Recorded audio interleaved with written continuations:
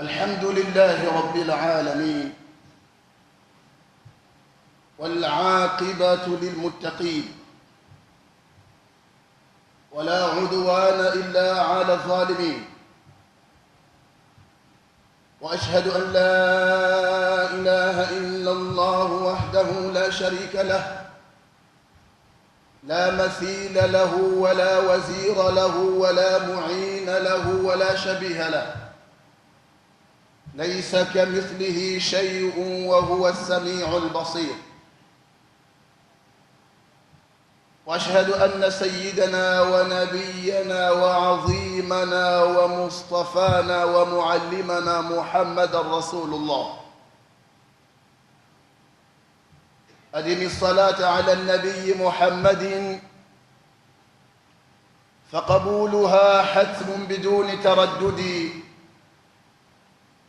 أعمالنا بين القبول وردها إلا الصلاة على النبي محمد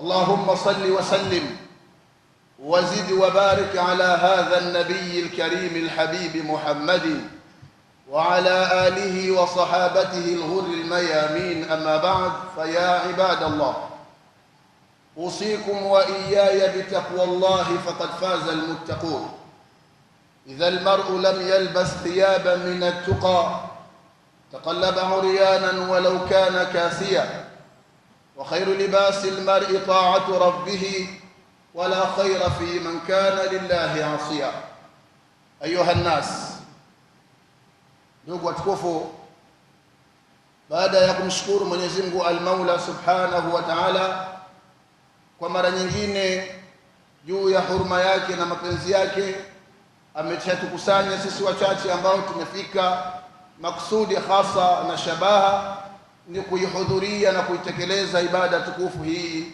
ya yaumul jumaa au ibada ya aljumaa, siku ambayo ndiyo sayyidul ayyam fil usbu', ambayo ndiyo bwana wa masiku katika wiki. Kwa fadhila na baraka na utukufu wa masiku kama haya au siku kama hii, ndiyo pale Mwenyezi Mungu Subhanahu wa Ta'ala kwa huruma yake, kwa ulimi na kinywa tahara cha bwana mtume Muhammad sallallahu alaihi wasallam akatuhadithia ya kwamba kuna saa, kuna wakati, kuna kipindi maalumu, kipindi ambacho ndani ya siku hii kuanzia tulu'il fajri ila ghurubi shamsi, kutokea kuchomoza kwa alfajiri mpaka kuzama kwa jua, ndani ya siku hii kuna lisaa mja ukimwomba Mwenyezi Mungu, na ukiwa ndani ya lisaa hilo basi la shaka hakuna pazia kwa maombi yako, yanakwenda moja kwa moja kwa Mwenyezi Mungu na kujibiwa yale maombi. Halikadhalika tumekumbushwa jambo kama hili kwa sababu ya kupatiliza siku nzima hii ya Ijumaa kwa utukufu na matukufu yaliyo ndani ya siku hii, lakini tusisahau kumtakia wingi wa rehema na amani mtukufu wa daraja, mwalimu na doktor na kiongozi mkubwa wa umma huu, bwana mtume Muhammad sallallahu alaihi wasallam. Kuja kwake bwana mtume ndio kaleta ustarabu, ndio katuelekeza Mola anataka nini na Mola amekataza nini.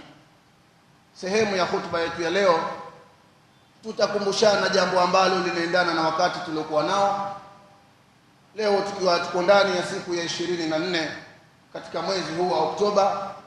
Kwa sababu hiyo, mbeleni kuna masiku kama masiku matano hivi, kuna jambo maalumu ambalo linadhaniwa na kufikiriwa na kuzungumzwa.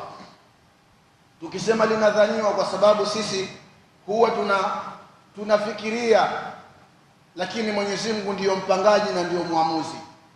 Kwa sababu hiyo jambo lenyewe lina haja kuelezwa ishara ya utulivu ndani ya masiku haya yaliyobakia, kwa sababu Mwenyezi Mungu Subhanahu wa Ta'ala katika suratul Ra'd aya ya 11 anaeleza, inna Allaha la yughayyiru ma biqaumin hatta yughayyiru ma bi anfusihim baada a'udhu billahi minash shaitanir rajim. Kwa hakika Mwenyezi Mungu Subhanahu wa Ta'ala habadilishi hali za waja au hali za watu mpaka watu wenyewe wakusudie na kutaka na kuelekeza mabadiliko yaliyomo ndani ya nafsi zao. Ikiwa Mwenyezi Mungu Subhanahu wa Ta'ala kawapa neema yoyote na neema ile wananeemeka wanaishi nayo, Mwenyezi Mungu haibadilishi neema ile mpaka ndani ya nafsi zao, kufuru zao, watakapokufuru neema ile, watakapoiharibu neema ile, Mwenyezi Mungu huwabadilishie ikawa kwa wao ni mtihani. Lakini kinyume chake vile vile, ikiwa wataendelea kupata adhabu na mitihani ya Mwenyezi Mungu Subhanahu wa Ta'ala, endapo sasa watatubia, wataona tuko ndani ya majaribio ya Mwenyezi Mungu, tuko ndani ya maharibiko, wakitubia, wakirudi kwa Mwenyezi Mungu na kufuru zao na ubaya wao wanaofanya, Mwenyezi Mungu huwarudishia neema kama hile. Waislamu tukufu, sehemu ya khutba itakuwa inahusu kuzungumzia neema kubwa ambayo tumeneemeshwa sisi, hasa katika watu wa nchi hii ya Tanzania, neema ya amani. Amani na utulivu ni kitu moja katika vitu hamu sana ambavyo wenzetu wanavililia katika nchi ambazo wanamulika kuiangalia nchi ya Tanzania, na baadhi ya wenzetu kimbilia kuja katika nchi kama hii. Na hakuna maudhui ambayo kama itamgusa mtu kwa wakati tuliokuwa nao ataielewa kwa ndani, labda apinge kwa hiari yake, lakini kama ni kuzungumzia utulivu kwa kipindi hichi, kuna haja kuizungumzia na kuihamasisha amani ipatikane ndani ya nchi yetu ya Tanzania. Ndugu Waislamu watukufu, kwa sababu ukitaka kujua faida na umuhimu na nafasi na daraja aliyotupa Mwenyezi Mungu Subhanahu wa Ta'ala ya amani na utulivu katika nchi hii, hebu uliza watu ambao washapata kuishi katika nchi ambazo zina misongamano na misukumano na vurugu. Baada ya watu Mwenyezi Mungu aliwaneemesha neema ya utulivu na amani, lakini wakapatikana watu wachache katika wao wakaribu neema kama hile, kurudi tena neema hile watu wanaitafuta mpaka muda huu hawajaipata. Mola Subhanahu wa Ta'ala, sababu ya kukumbushana hili ni kwa sababu tuko ndani ya neema hiyo. Tunayasema haya si kwa sababu tuna sura ya kwamba tumeagizwa tuseme, lakini ni kwa sababu neema inatuhusu sote. Tuogope fitina ambayo ikifanywa ni wachache itawaenea wote, fitina ambayo tutakosa amani katika nchi yetu. Laula si amani Mwenyezi Mungu aliyotuneemesha nayo, basi tusingepata kutulia tukawa tunapepewa hapa ni viyoyozi na mafeni hana tupepea huku tunasikiliza khutba. Kwa sababu leo nchi nyingi au jamii zote duniani zinapambana kuilinda neema isitoweke katika mazingira wanayoishi watu. Leo sisi tuko ndani ya neema kama hiyo ya amani na utulivu. Tunataka tuende wapi? Aina tadhhabuna fa aina tadhhabuna ya mu'minun, waumini wa Kiislamu tunaenda wapi? Hatuna sababu sisi ya kuvuruga neema, kuharibu neema na kuvuruga hii amani ambayo Mungu ametutunukia, tumeirithi kutokea kwa wazee wetu. Hakuna haja yoyote, isiyo ni sababu ya mmoja wetu akaharibu neema hii alafu akaenda kuulizwa peke yake mbele za Mwenyezi Mungu Subhanahu wa Ta'ala. Thumma la tusaluna yawma idhin 'anil na'im, tutaulizwa. Waislamu tukufu, hili tunaloambizana, kama wewe mtu anayezungumza unamwona kwamba anazungumza hana lolote, lakini lichukue hili ambalo tunalizungumza, weka katika moyo wako, liweke katika kiganja chako cha mkono, litathmini. Na ukiangalia wenzetu na ukisoma taarifa za habari katika nchi duniani ambazo hazina amani na hazina neema kama hii, Mtume Muhammad sallallahu alaihi wasallam katika hadithi iliyopokea Imam Tirmidhi katika jamii yake anaeleza, man asbaha minkum aminan fi sarbihi muafan fi jasadihi indahu quta yawmihi fakaannama hazat lahu dunya wa hazafiriha, au kama qala sallallahu alaihi wasallam. Mtume ametufundisha kulingana na wakati tuliokuwa nao na maelekezo haya ambayo yanaambatana na hicho tunachokizungumza kinachoendana na wakati, kwa sababu neema ya amani ni neema muhimu mno. Kama amani hakuna, maanake al-amn dhiddu al-khawf, amani ni kinyume chake, maanake ni hofu. Tukiwa tutaishi na hofu, hatuna amani, si hakika kama unaweza hata kumtuma mtoto wako kuelekea dukani. Nchi ikivurugika, hata wewe kutoka unakotoka ukaja mjini hapa kuhangaika kutafuta riziki yako, sidhani kama utapata nafasi hii. Ndio Mtume akatuelekeza atakayepambaukiwa akiamka asubuhi akiwa ana amani na utulivu katika maeneo anayoishi yeye, nyumbani kwake, mtaani kwake, wilayani kwake, kwenye kata yake, mkoani kwake, lakini vile vile ikiwa ameamka ana afya, ni mzima, si mgonjwa, sio yule wa maututi, sio yule wa kupelekwa na ambalesi, sio yule na wa kuburuzwa akapelekwa hospitalini, sio yule aliyepoteza fahamu, haelewi kinachopita wala kinachoingia. Umepata afya, umeamka, lakini pia Mwenyezi Mungu amekupa riziki, unapata japo cha kunywa chai asubuhi. Waislamu watukufu, mtu kama huyu tumepigiwa mfano ni sawa na mtu aliyepewa dunia nzima na vilivyomo, amekusanyiwa kila kitu kwa sababu ya thamani ya kitu, amani. Hivi ingekuwa kuna vurugu zimeanzia kutokea wiki iliyopita, kweli tungekuja msikitini hapa? Kwani hatuna mifano ya wenzetu waliotangulia wakiambiwa watu hawakusikia na baadaye yakawakuta? Kaumu zilizopita waliambizana hivi hivi, waliambiwa ni viongozi wao, jamani msifanye hili. Watu wa Lutu waliambiwa msiingiliane wanaume kwa wanaume. Watu wa Shuaibu waliambiwa msipime vipimo kwa ubadhirifu na ubaya, msiwakabe watu. Kila mabaya yaliyoletewa manabii walikatazwa watu na watu hawakusikia. Wale watu waliwaita ni mashekhe tu, wale wanaowaambia mashekhe hao ndio mambo kusema ni kawaida yao. Lakini baada alipotokea walihitaji nusura, walihitaji fatwa, walihitaji miongozo kwa wale waliowaambia. Alhasili utakuta hata mfano watu wa Nabii Musa, Bani Israeli katika watu duniani waliosumbua na mpaka zama hizi wanasumbua. Mwenyezi Mungu Subhanahu wa Ta'ala aliwaletea Nabii Musa alayhi wa ala nabiyina salatu wassalam, kila analowaambia wanataka ushahidi, wanataka dalili, wanataka miujiza, wanataka ushindani. Na mtume alayhi salatu wassalam, Nabii Musa akiwaonyesha yale ya kuthibitisha kwamba yeye ni nabii wa Mwenyezi Mungu, na anayowaambia kaagizwa ni Mwenyezi Mungu, na anayowaongoza kaagizwa ni Mwenyezi Mungu. Lakini baada ya kupinga na kukana na kukaidi kwao, yanawatokea yale, alafu wanaomba Nabii Musa tena, wanamwambia ud'u lana rabbak. Jinsi watu walivyokuwa wameghafilika zama hizo. Hii ni mifano tunapigiwa sisi. Afala tatafakkarun, basi hatutafakari, hatuna akili za kufikiria na kuona yaliyo usoni. Kuna haja kweli kukumbushana hili, kwa sababu wakati tuliokuwa nao kumezuka rabsha za kuna hili, kutakuwa na hili. Wewe hata kama ukifanya hilo lililokadiriwa na Mwenyezi Mungu litakuwa, lakini sisi tuna wajibu kueleza kuhusu amani, kwamba tuna neema ya Mwenyezi Mungu Subhanahu wa Ta'ala aliyotuneemesha, aliyotutunikia Waislamu wa nchi hii toka enzi za zamani. Lakini Mwenyezi Mungu Subhanahu wa Ta'ala pia tumuombe aidumishe amani hii katika nchi yetu.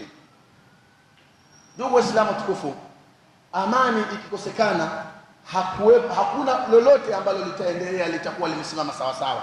Tutakuwa tuna hofu, kama vile mfano ulivyopigwa yule alipoulizwa mwanachuoni, kwa nini hadithi kama hii imetangulia kwamba amani kabla ya kula, kabla ya ugonjwa? Akasema amani ni sawa na mfano wa mbuzi, mnyama mbuzi yule, endapo utamfunga mbuzi yule akiwa ni mzima wa afya, lakini kwa mazingira ambayo hayana amani, afya itaangamia, itapotea, itazorota. Lakini kama una mbuzi mbovu pale mathalan amevunjika mguu, lakini umemtafuta sehemu yenye makulaji, yenye lishe, kuna majani, ukamfunga na kamba refu, na kuna kivuli na kuna utulivu, hakuna lolote, basi afya itakuja kidogo kidogo, atastawi, atakuwa mzima wa afya. Hii ndio mifano tumepigiwa ni wenzetu. Sasa leo sisi tunaambizana haya kwa sababu amani ni kitu ambacho kikipatikana katika mazingira ya mahala popote, ikiwa ni ndani ya nchi, ikiwa ni nyumbani kwa mtu, ikiwa ni wilayani, ikiwa ni kwenye kata, basi kila kitu kinakaa sawa. Hata wewe unapata utulivu wa kuyapanga mambo yakapangika. Walipatikana watu katika nchi zilizovurugika ambazo tunazo historia kwa sasa hivi, tunasoma tu historia na taarifa. Walisimama watu wakawaambia hivi tunavyosema sisi, japo watu wale hawakusikika, maana siku zote sikio lililokufa halisikii dawa wanavyosema Waswahili. Mtume Muhammad sallallahu alaihi wasallam wakati akizungumza enzi zile na maswahaba wakiwepo, lakini na wanafiki wakiwa wamejificha, wengine wako ndani ya swafu za mwanzo, lakini wakitoka wanafiki wale wanaulizana madha qala anifa, ndio kasema nini Muhammad, lakini aliyokuwa anasema mtume ni ya kweli. Aliongoza akitoa mtume sallallahu alaihi wasallam, kweli simama sawa sawa. Nani ambaye hakufahamu hayo? Watu walifanya makusudi, lakini waliofanya makusudi waliharibikiwa, waliofuata walifanikiwa, walibahatika, mambo yakawa mazuri. Leo tukiwazungumza tunasema radhiallahu anhum. Sasa tuambizana haya kwa sababu wakati tuliokuwa nao kuna haja zaidi ya kuambizana haya, kwa sababu sije tukaikosa neema hii kisa tukabakia kuwa kwamba tuliambiwa lakini hatukusikia. Waislamu watukufu, Mwenyezi Mungu tumuombe asipetie katika masikizi yetu, lakini ajalie tufanyie kazi haya tunaambiana, japo ni machache. Tunamuomba Mwenyezi Mungu abadilishe nyoyo zetu, aziweke katika nyoyo za waja wema na wasikivu, wakiasikia mema na kufuata kutekeleza kwa mazuri. جعلنا الله وإياكم ممن خاف واتقب وعمل للمنقلب إن أحسن ما اهتدى به المخلصون. كلام من له العزة والكبرياء، فالله تبارك وتعالى يقول وبقوله يهتدي المهتدون. وإذا قرئ القرآن فاستمعوا له وأنصتوا لعلكم ترحمون. وقال عز من قائل عليم فإذا قرأت القرآن فاستعذ بالله من الشيطان الرجيم. أعوذ بالله من الشيطان الرجيم. وما بكم من نعمة فمن الله. بارك الله لي ولكم بالقرآن العظيم، ونفعني وإياكم بالآيات والذكر الحكيم.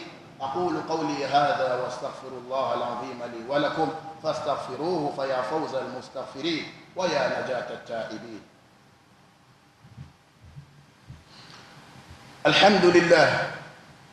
الحمد لله حمدا كثيرا كما أمر، وأشهد أن لا إله إلا الله وحده لا شريك له إرغاما لمن جحد به وكفر، وأشهد أن سيدنا محمدا عبده ورسوله سيد الخلائق والبشر.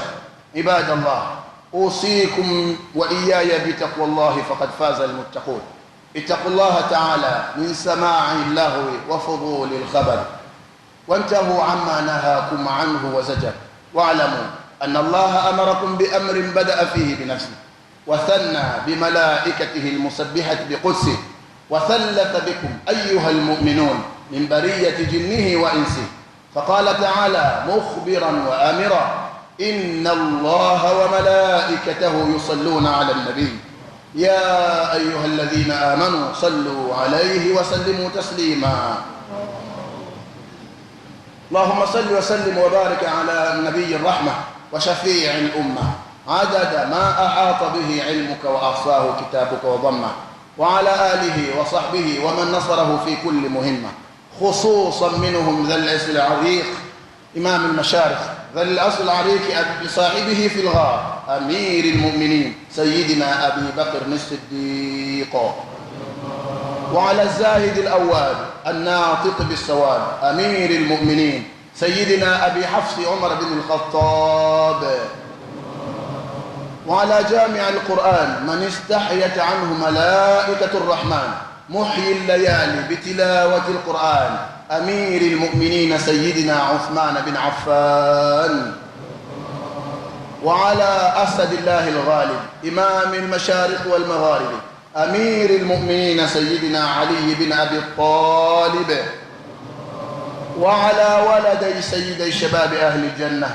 وريحانتي هذه الأمة أبي محمد الحسن والإمام أبي عبد الله الحسين، وعلى أمهما فاطمة الزهراء البتول، وعلى جدتهما خديجة زوج الرسول، وعلى عمين المعظمين عند الله والناس المطهرين من الدنس والأرجاس أبي عمارة الحمزة وأبي الفضل العباس، وعلى عشرة المبشرة بالجنة الذين بايعوه تحت الشجرة، وعلى بقية أصحاب رسول الله أجمعين إلى يوم الدين. اللهم أعز الإسلام والمسلمين، اللهم أذل الشرك والمشركين، اللهم دمر أعداءك أعداء الدين، اللهم اختم لنا بخير منك يا أرحم الراحمين.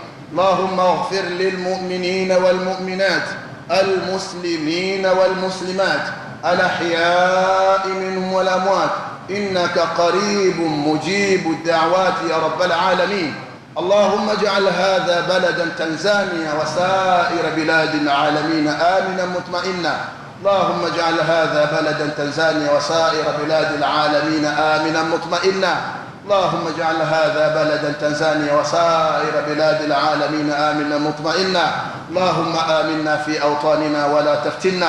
اللهم ارفع مقتك وغضبك عنا. ربنا لا تؤاخذنا بما فعل السفهاء منا. فاقض حاجتنا وحوائج جميع السائلين من المسلمين. ربنا تقبل منا إنك أنت السميع العليم، وتب علينا يا مولانا إنك أنت التواب الرحيم. ربنا آتنا في الدنيا حسنة وفي الآخرة حسنة وقنا عذاب النار. اللهم اصلح ذات بيننا. اللهم ألف بين قلوبنا. اللهم اهدنا سبل السلام. اللهم أرنا الحق حقا وارزقنا اتباعه، وأرنا الباطل باطلا وارزقنا اجتنابه. استر عيوبنا يا رب العالمين فوق الأرض وتحت الأرض ويوم العرض عليك. عباد الله، إن الله يأمر بالعدل والإحسان وإيتاء ذي القربى وينهى عن الفحشاء والمنكر والبغي يعظكم لعلكم تذكرون. اذكروا الله العظيم الجليل يذكركم، واشكروه على نعمه يزدكم، واسألوه من فضله يعطكم، ولذكر الله أكبر. أقم الصلاة.